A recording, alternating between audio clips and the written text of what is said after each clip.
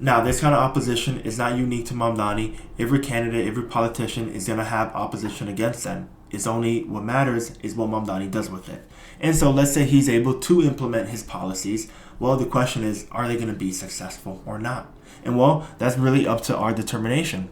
Now, we can consider that freezing the rent for 1 million apartments doesn't actually help the affordability or the housing crisis in New York City. It only helps the people living in those apartments. And there's also an argument to be made that freezing the rent for those apartments might actually lead to some neglect. Now you see that now that landlords can't raise the price for those apartments, they might not be making enough profit to cover their expenses. And that might mean neglecting that same very apartment that is struggling to pay rent.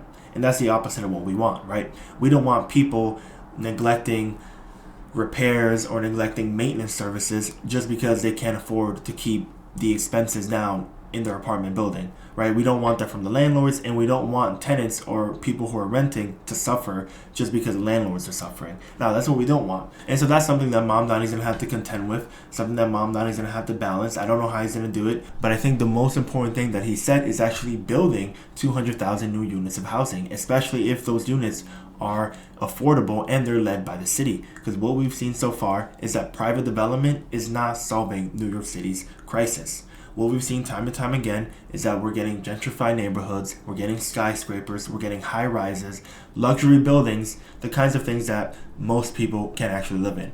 We need apartments in the kind of range of $1,000 to $2,500 a month for rent.